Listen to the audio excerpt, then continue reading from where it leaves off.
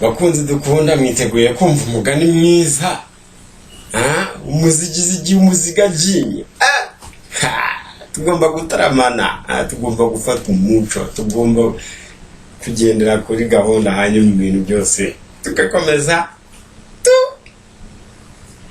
gendera kuri gahunda. Reka dutaramana rero tubacira umugani rwose n'abazafrikana range bazaze bawusanga rwose uziritse ku bukombe bw'umuganda iyi ni show TV comedy ukomeze kugendana nayo ibyo tuzajya tubageza ni byinshi byihorere gusa ubundi tuzajya tubagezaho ibintu byinshi by'ikambere iyo ngiyo nyine tuzajya tubagezaho iby'ikambere. Aka kanya rero tugiye kubasomera rwose ubwenge bwa Bakame. Umunsi umwe Bakame yasanze umugabo w'umunyabwenge mu ishyamba, aramubwira ati ubwenge bwawe butuma utegeka iri shyamba nibirituye rwose, none reka ngire icyo nkwisabira. Uwo mugabo abaza Bakame ati urifuza iki? Nayo iti ndasaba kunyongerera rwose ubwenge kugira ngo mburushe izindi nyamaswa zose. Umugabo amaze gutekereza arayisubiza ati enda iki giseke uzanyuzurizemo inyoni, iki cyansi uzanyuzurizemo amata y'imbogo, uzanzanire n'inzoka rwose ireshya n'iyi nkoni, nubibona uzaze nkongerere ubwenge. Bakame ibatura ibyo bikoresho rwose, iragenda ijya ku mugezi aho inyamaswa zose zikoranira zishotse.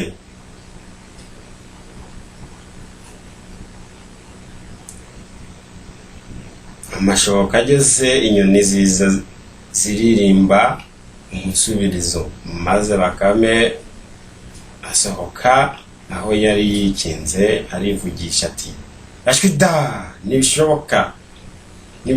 ntibishoboka rwose kuzura. Yarambeshye. Inyoni zibyumvise ziti Bakame uravuga iki? Bakame iti hariya rwose hari umugabo wambeshye ngo mushobora kujya rwose muri iki giseke mukacyuzura, ariko njye ndabona rwose bidashoboka. Inyoni ziti genda Bakame rwose uri umunyamashyengo.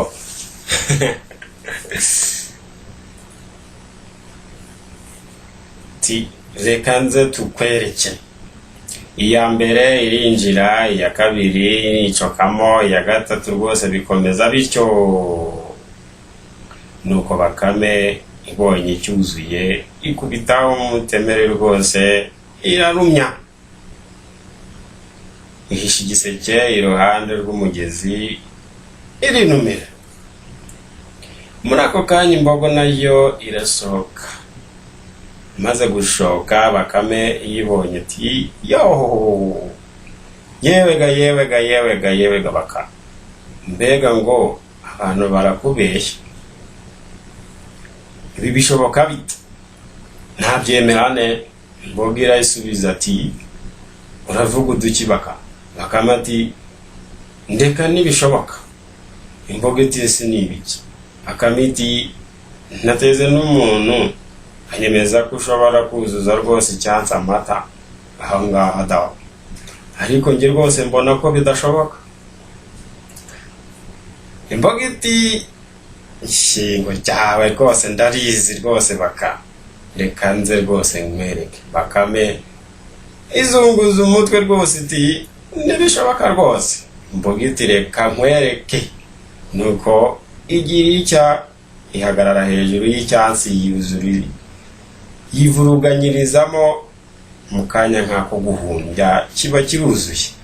Bakame iti urasinze koko. Ihera kwiterura cya cyansi rwose igishyira iruhande rwa cya giseke cyuzuye inyoni. Bidatinze inzoka ibirasohotse nayo. Bakame ayibonye aratangira kwiterera hejuru rwose kwiteresha intambwe kuri ya nkoni imwe kabiri gatatu kane gatanu induru arayidehereza baramucyo iragiye bati niruhirije ubusa rwose ntibishoboka inzoka irahagarara yibaza ibintu iri kuvuga nyogwa ngo ni Bakame birayishobera ibaza Bakame iti bite Bakame bite ko ndera usakuza ahangaha uri mu biki nayo uti reka numiwe umuntu yambwiye yuko ashobora rwose ushobora kureshya n'iyi nkoni kandi nsanzwe nkuzi ko ubugufi bwawe nsanzwe nkuzi ubugufi bwawe inzoka ikubita agatwenge ati ibyo nabyo ihera ko yirambika uruhande rwa ya nkoni Bakame niyazuyaza ahita yihira ahishakira imigozi arahambira rwose arakoranya nuko arafata ibyo rwose yatumwe byose arikorera nuko wa mugabo aragenda abibonye umugabo rwose arumirwa amaze kwiyumvira abwira Bakame iti nkongereye ubwenge kubufite nabandi igicucu gumana ubufite buragije nuko Bakame ibonye ko hari izindi nyamaswa zirusha ubwenge yikubira ishengurwa n'ishavu ry'uko yakoze ubusa